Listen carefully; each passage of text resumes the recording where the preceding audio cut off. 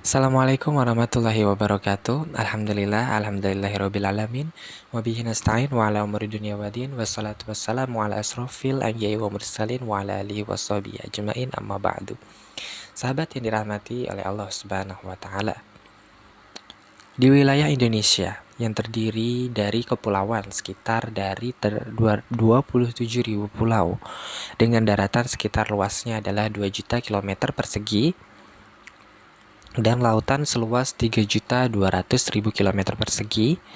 Seluruhnya luasnya mencapai 5.200.000 km persegi.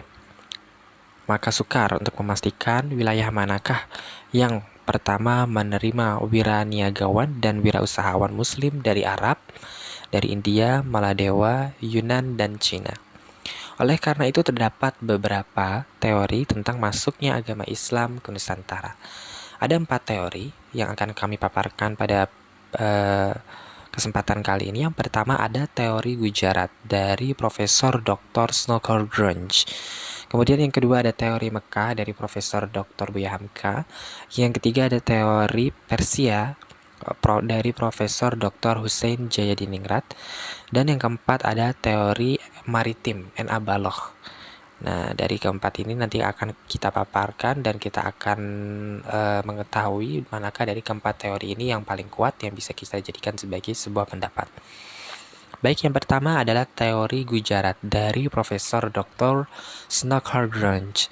Dalam teori ini, sejarah Islam di Indonesia mengikuti hasil penulisan seorang sarjana Belanda, terutama mengikuti teori Profesor Dr. Snowcall Grunge. Maka diteorikan Islam itu masuk dari Gujarat, yang diartikan Gujarat itu sebagai India. Ini disebabkan karena Dr. Snowcall Grunge dia ini mengikuti berdasarkan dari sistem penulisan.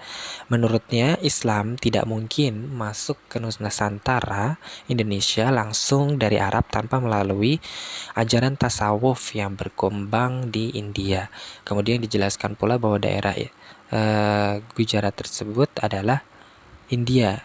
Daerah yang dimasuki adalah pertama kali adalah Kesultanan Samudra Pasai. Nah, waktunya abadnya yaitu sekitar abad ke-13 Masehi. Dalam hal ini, Snowcall Grunge tidak menjelaskan antara masuk dan berkembangnya Islam. Tidak dijelaskan di Gujarat menganut mazhab apa dan Samudra Pasai berkembang dengan mazhab apa. Nah, namun yang menjadi pertanyaan adalah apakah mungkin Islam begitu masuk ke Samudra Pasai langsung mendirikan kekuasaan politik atau kesultanan?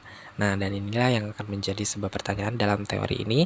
Dan tentunya dalam teori ini maka ini adalah suatu hal yang tidak mungkin. Karena tidak mungkin Islam datang ke sebuah wilayah kemudian langsung mendirikan kekuasaan politik atau kesultanan. Kemudian yang kedua ada teori Mekah dari Profesor Dr. Buya Hamka. Nah, Profesor Dr. Buya Hamka dalam seminar masuknya agama Islam Indonesia di Medan dulu pada tahun 1963 itu lebih menggunakan fakta yang diangkat dari berita Cina dinasti Tang. Adapun waktu masuknya agama Islam ke Nusantara Indonesia ini terjadi pada abad ke-7 Masehi. Dalam berita Cina dinasti Tang tersebut pun juga menuturkan ditemuinya daerah hunian wirausahawan Arab Islam di pantai barat Sumatera. Maka disimpulkan bahwa Islam masuk di daerah asalnya Arab dibawa oleh wiraniagawan Arab, sedangkan Kesultanan Samudra Pasai yang didirikan pada tahun 1275 Masehi atau sekitar abad ke-13 Masehi bukan awal masuknya agama Islam, namun itu melainkan adalah perkembangan agama Islam. Dan ini pendapat teori yang kuat. Kemudian teori yang ketiga ada teori Persia dari Profesor Dr. Hussein Jayadiningrat. Dalam teori ini mengatakan bahwa Islam masuk dari Persia dan bermazhab Syiah. Pendapatnya didasarkan pada sistem baca atau sistem meja membaca Al-Quran membaca huruf Al-Quran, terutama yang ada di Jawa Barat. Dalam teori ini pun juga dinilai lemah, karena tidak semua pengguna sistem baca menurut Al-Quran tersebut di Persia menganut Syiah. Tidaklah pada saat ada sebagai ibu kota Khulafah Abbasiyah, yaitu ketika ada di Khalifahan Abbasiyah, umumnya penganutnya adalah Ahlus Sunnah wal Jamaah. Lebih jelas di Jawa Barat, walaupun sistem meja baca huruf Al-Quran dengan cara seperti itu, namun para pengguna sistem baca Persia bukanlah penganut Syiah, tidaklah mengenai tasawuf Qadariyah, dan dia bukan pada umumnya di Jawa Barat seperti Syafi'i, seperti Abbasiyah di Baghdad. Persia pun juga bermazhab Syafi'i dalam hal ini. Kemudian yang ketiga ada teori Cina dari Profesor yang keempat ya, dari teori Cina Profesor Dr. Slamet Mulyana.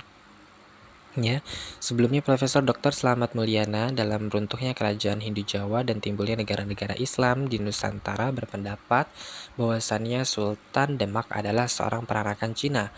Beliau juga menyimpulkan bahwa para wali songo adalah seorang peranakan Cina. Nah, pendapat inilah yang bertolak dari Kronik Klenteng Sampokong. Nah, jadi beliau mengatakan bahwasannya Wali Songo, kemudian Sultan Demak itu adalah peranakan Cina, karena beliau mengambil pendapatnya itu dari Kronik Klenteng Sampokong. Kemudian beliau berpendapat demikian disebabkan karena beliau memandang bahwasannya seluruh orang para penyebar dakwah adalah orang Cina. Ini ditandai dengan nama mereka yang berbahasa Cina. Nah, misalnya Sultan Demak Panembahan Fatah, dalam Kronik Klenteng Sampokong bernama Panembahan Jinbun. Nah, kemudian nama Cinanya kemudian Arya Damar. Sebagai pengasuh Panembahan Jinbun pada waktu di Palembang bernama Cinanya adalah Xuan Leong. Nah, serta adapun Sultan Trenggana disebutkan dengan nama Cinanya yaitu Tung Kalau. Sedangkan Wali Songo antara lain seperti Sunan Ampel dengan nama Cinanya adalah Bong Swi Ho. Nah, dengan Sunan Gunung Jati nama Cinanya adalah Toh Abo. Nah, padahal tentunya perlu kita ketahui, sebenarnya menurut budaya Cina dalam penulisan sejarah, nama tempat yang bukan negeri Cina pun dan nama orang yang bukan bangsa Cina pun juga dicinakan penulisannya. Nah, semisalnya putri dari Raja Wikrama Wardana adalah Suhita, dan sebagai ratu kerajaan Hindu Majapahit dituliskan nama Cinanya Sukingta. Nama kerajaan Buddha Sriwijaya dituliskan dengan nama Cina Sanfosi. Namun, ada yang menjadi suatu hal yang harus kita perhatikan adalah dalam hal ini Dr. Profesor Slamet Mulyana tidak menyebutkan bahwa Ratu Suhita atau Sukingta adalah orang peranakan Cina dan kerajaan Buddha Sriwijaya atau Sanfosi adalah kerajaan Cina. Nah, besar kemungkinan seluruh nama-nama Raja Majapahit dan nama kerajaan Hindu Majapahit pun seperti halnya kerajaan lainnya dicinakan pula dalam Kronik Klenteng Sampokong, Semarang. Anehnya, nama-nama wali dan nama-nama Sultan Demak di Cina dicinakan pula dalam Kronik Klenteng Sampokong. Ditafsirkan oleh Profesor Dr. Slamet Mulyana dalam hal ini sebagai orang Cina.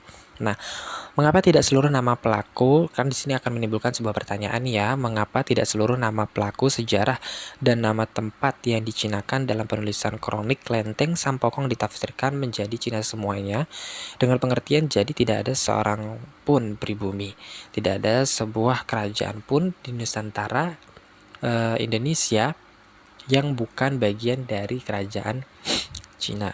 Jadi tidak hanya sebatas nama-nama wali dan dinasti Sultan Demak semata yang ditafsirkan sebagai Cina dalam teori ini, karena seluruh penulisannya dicinakan dalam Kronik Klenteng Sampokong. Kemudian seharusnya ditafsirkan pula sebagai peranakan Cina atau wilayah Cina.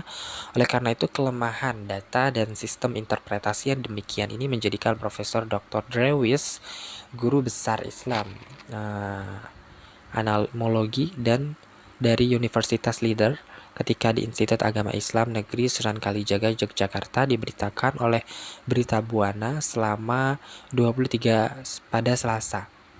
Pada Selasa 23 November 1971 menyatakan bahwa pengambilan data yang dikumpulkan oleh Profesor Dr. Slamet Mulyana tidak tepat dan tidak beralasan. Kemudian yang keempat ada teori maritim dari N.A. Baloh. Nah, sahabat yang dirahmati Allah Subhanahu wa taala, menurut teori ini masuk dan perkembangan agama Islam di Nusantara Indonesia itu diakibatkan oleh umat Islam memiliki navigator atau mu'alim dan wirausahawan muslim yang dinamik dalam penguasaan maritim dan pasar. Melalui aktivitas ini, ajaran Islam mulai dikenalkan di sepanjang jalan laut niaga di pantai-pantai. Tempat persinggahannya pada masa abad ke-1 Hijriah atau abad ke-7 Masehi. Oleh karena itu, langkah awal sejarahnya ajaran Islam dikenalkan di pantai-pantai Nusantara Indonesia hingga di Cina Utara oleh para wirausahawan Arab. Demikian pendapat N.A. Baloh dalam The Advent of Islam in Indonesia. Dijelaskan pula tentang waktunya terjadi pada abad ke-1 Hijriah atau 7 Masehi. Adapun proses waktu yang dilalui dalam dakwah pengenalan ajaran Islam ini, ini berlangsung selama 5 abad, dari abad ke-1 hingga ke-5 Hijriah atau sekitar pada abad ke-7 sampai 12 Masehi. Langkah berikutnya, N.A. Baloh menjelaskan mulai abad ke-6 Hijriah atau 13 Masehi terjadi pengembangan Islam hingga ke pedalaman. Pada periode ini pengembangan agama Islam kepada laman dilakukan oleh para wirausahawan pribumi. Selain itu dimulai dari Aceh pada abad ke-9 Masehi, kemudian diikuti di wilayah lainnya di Nusantara. Kawasan politik Islam atau kesultanan mulai tumbuh. Nah, ini dia tadi keterangan dari teori maritim dari N.A. Baloh. Itulah tadi sahabat beberapa teori-teori yang mengatakan berkenaan dengan masuknya agama Islam ke Nusantara. Dan tadi kami juga barusan sudah memaparkan dari teori-teori tersebut mana teori yang lebih kuat dan patut untuk dijadikan sebagai pegangan, dan mana juga teori-teori yang pernah bermunculan yang mengatakan berkenaan dengan tentang masuknya agama Islam ke Nusantara.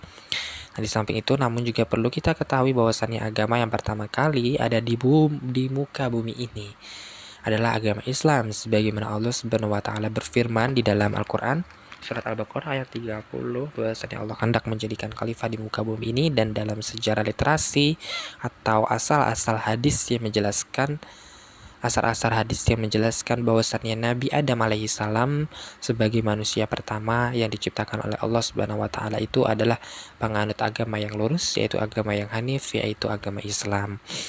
Sejak masih berada di surga hingga beliau diturunkan dengan izin Allah dari surga menuju ke muka bumi. Dengan demikian bahwasannya agama yang pertama kali ada di muka bumi ini adalah agama yang dibawa oleh Nabi Adam alaihi salam, manusia pertama kali, yaitu adalah agama Islam. Dalam hal ini seharusnya menjadikan kita sebagai umat Islam ini menjadi lebih kuat dan lebih yakin keimanannya bahwasannya tidak ada lagi agama satu-satunya yang diridhoi dan diakui oleh Allah Subhanahu wa taala di muka bumi ini melainkan hanyalah agama Islam. Sejak awal penciptaan muka bumi ini diciptakan sampai kelak hingga yaumul qiyamah. Dari awal sampai akhir mohon maaf apabila ada kesalahan.